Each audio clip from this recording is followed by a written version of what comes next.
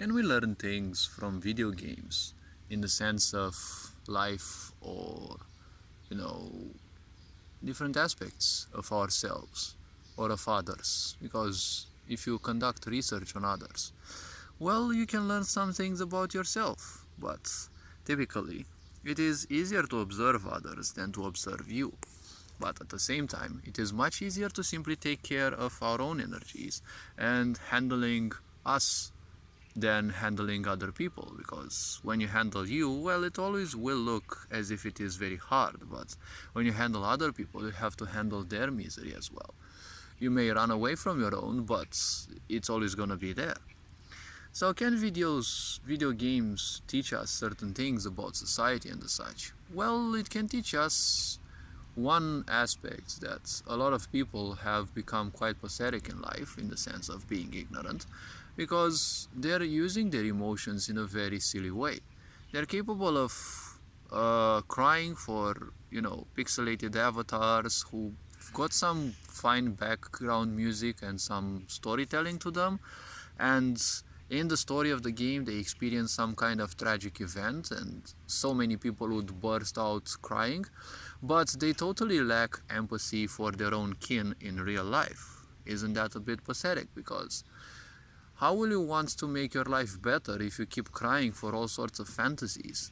You see, a video game doesn't need to provide you something to cry. You just need to think about things, write your own stories, or if you think enough about this, you will end up thinking that you haven't experienced enough.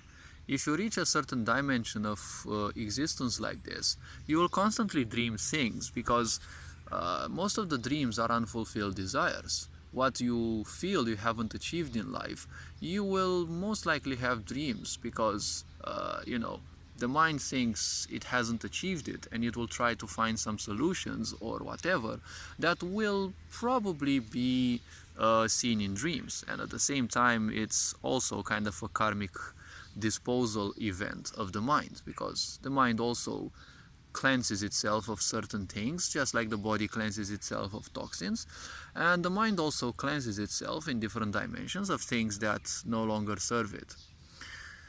What can we learn from video games? Well, we can learn storytelling. Well, it's a quality. We can learn how to not live in a coffin, because, well, a lot of people think that when they play online games with their friends, they hear their voices but they don't see their faces. You're not using your mirror neurons, right? So it's more like you can learn a lot of things from games by looking at the other side, right? Because a lot of people use video games as escapism. Well, is this a bad thing or a good thing? Well, it depends on everyone, because ultimately it is your responsibility what you do with your life. No one will cry for you in this ignorant world if something bad happens to you, but most likely they will cry if their favorite character gets nerfed, or if their favorite character dies, or whatever happens to them in a video game. This is the unfortunate situation with a lot of people.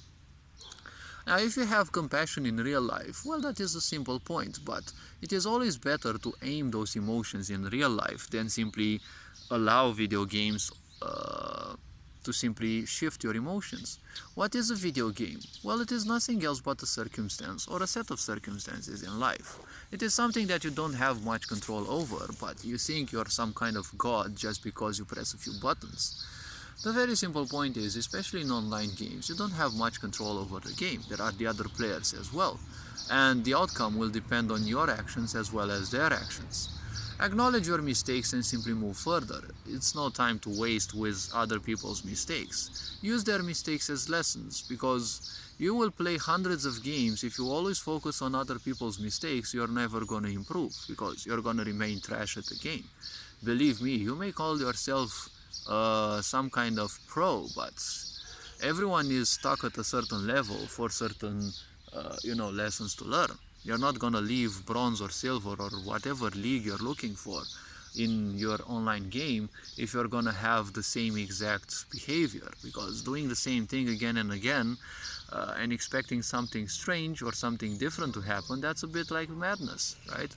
A lot of people do this in video games because all video games are repetitive. Sooner or later, you will reach that moment when you have to do the same exact fucking thing again and again and again and again.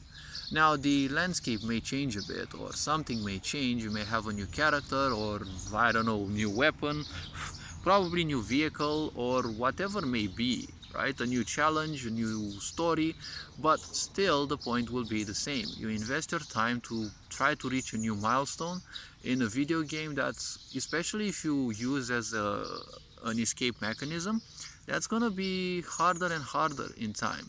And it will be the big reason why you're gonna take a great break.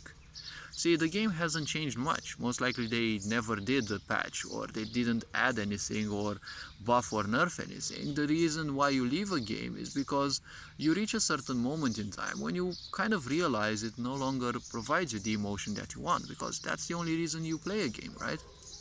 You play it for the sensations that it can give you, story-wise, mechanics-wise, whatever it may be, right? Some people are there for the story, some people are there for the achievements, some people are there just to test stuff, some people are there who, I don't know, get inspired, or I don't know, whatever their reasons may be. Typically, everything that you do, you seek an emotional outcome, right? Unfortunately, with a lot of people, is the fact that they become obsessed with this emotion and they seek this emotion. So can games teach you things? Well, they can teach you a lot of things, but the point is, never use a game as a source of knowledge seeking. A lot of developers and designers, when they create games, they don't seek realism as a point or as a part of it, okay? There are very few games who would actually do that, but no one, when they create a video game that's, let's say a single player that, has, some aircraft dogfighting and such, no one wastes their time asking pilots how their experience is of certain planes or how to make their game more realistic, right? They all have some ideas that they're inspired from movies, and movies don't inspire themselves from nothing. It's just pure imagination. So you will always end up, if you follow so many games, you may end up believing in some distorted things, because we live in a very superficial society. So don't expect complexity in a superficial society, right? There may be video games that have complex skills and such, but they're still repetitive, because you have to invest a lot of time in a game to make it non-repetitive. But every game will have its repetitiveness, aka the grind, or something that has to be repeated. Many people don't like the idea of creating a game which you start, you finish, you enjoy, and that's it, because, well, it's all about the narcissism. It's all about how much experience you can pseudo-teach others so that you steal attention. You have to provide to others, right, in a video game. But the point is, it doesn't provide you much but an emotion.